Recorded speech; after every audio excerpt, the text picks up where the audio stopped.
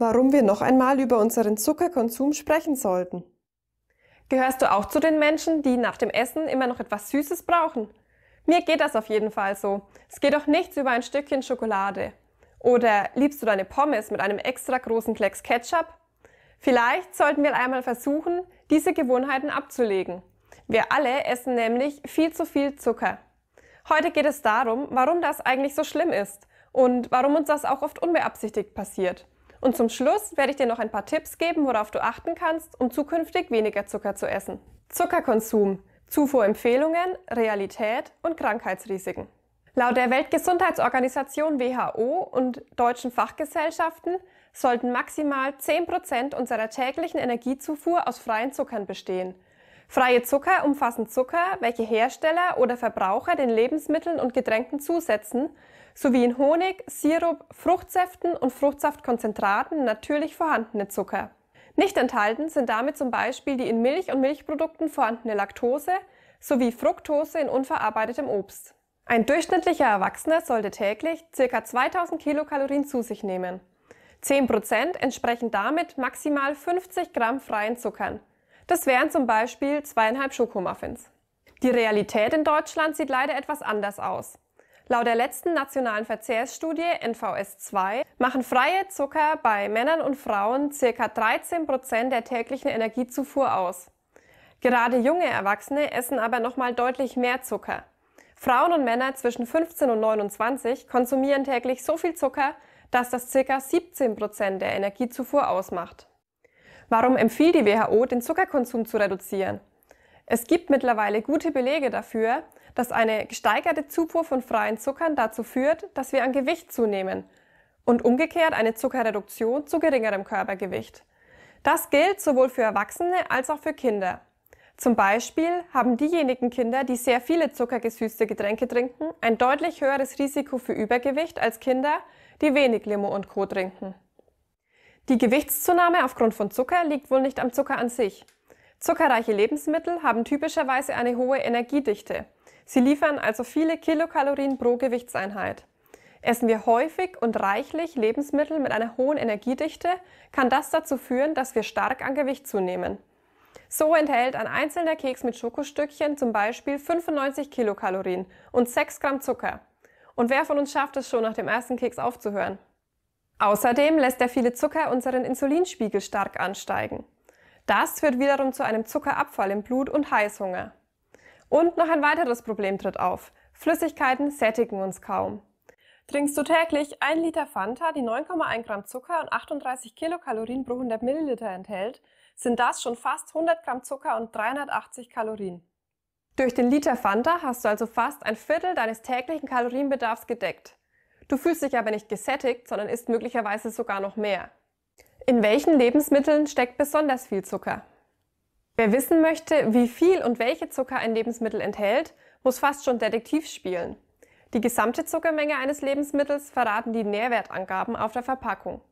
Diese sind in der EU verpflichtend und müssen immer bezogen auf 100 Gramm oder 100 Milliliter angegeben werden.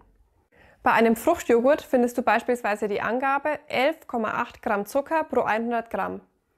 Diese Zahl nennt den gesamten Zucker im Joghurt, das heißt alle natürlich enthaltenen und zugesetzten Zucker. Möchtest du herausfinden, ob freie Zucker vorhanden sind, musst du die Zutatenliste prüfen. Das ist gar nicht immer so einfach. Denn Zucker versteckt sich hinter sehr vielen weiteren Bezeichnungen, wie etwa Dextrose, Glucose-Fructose-Sirup, Gerstenmalzextrakt oder Maltodextrin. Die Menge der jeweiligen Zutaten kann man anhand der Reihenfolge abschätzen. Die Zutat mit dem größten Anteil steht am Anfang, die mit dem geringsten Anteil am Ende. Und worin steckt nun der ganze Zucker, den wir täglich zu uns nehmen? Bei Süßwaren und Limonaden denkt jeder sofort daran, dass diese in der Regel ziemlich viel Zucker enthalten. Aber auch Fruchtsäfte und Nektare sind häufig wahre Zuckerbomben, weil sie sehr viel Fructose enthalten.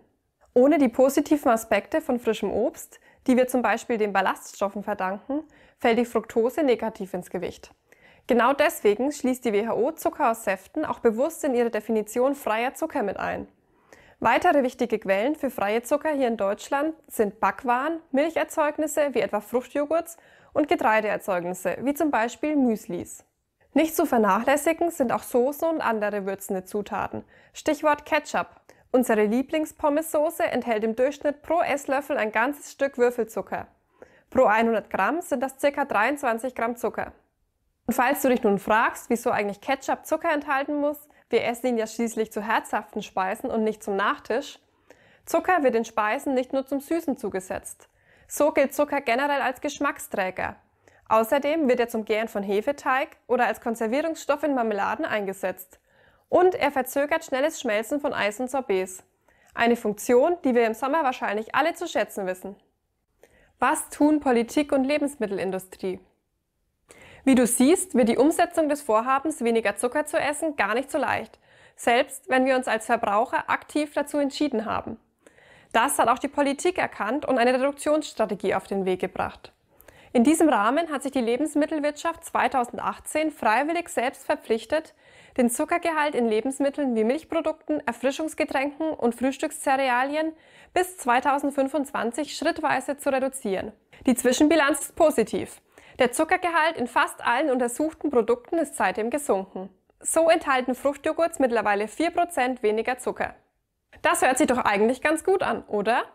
Schaut man sich diese Zahlen genauer an, gibt es aber durchaus noch einige Produkte, die noch verbesserungswürdig sind. Bei Cola und Limonaden zum Beispiel wurde der Zuckergehalt bisher nur um 0,2 Gramm pro 100 Milliliter reduziert. Die Fanta aus unserem Beispiel hätte also statt 9,1 Gramm noch 8,9 Gramm Zucker pro 100 Milliliter. Bei Müslis, die für Kinder beworben werden, wurde der Zuckergehalt ebenfalls statistisch signifikant reduziert. Dieser beträgt im Schnitt aber immer noch 24 Gramm Zucker pro 100 Gramm. Aus diesem Grund steht die Reduktionsstrategie der Bundesregierung in der Kritik. Es wird bemängelt, dass mit Selbstverpflichtungen wohl keine ausreichende und vor allem zeitige Reduktion des Zuckergehalts erreicht werden kann. Kritiker fordern andere, weitergehende Maßnahmen, wie etwa eine Steuer auf zuckergesüßte Getränke. So eine Steuer empfiehlt seit einigen Jahren auch die WHO, um den Konsum zuckergesüßter Getränke zu senken. Die Steuer sollte so hoch sein, dass sie die Preise dieser Getränke um 20% oder mehr steigen lässt. Damit könnte möglicherweise erreicht werden, dass der Verzehr dieser Getränke in gleicher Höhe reduziert wird. Unser Nachbarland Großbritannien hat bereits positive Erfahrungen mit so einer Steuer gemacht. Durch die Steuer ist der tägliche Zuckerkonsum der Briten durch Softdrinks um 30% gesunken.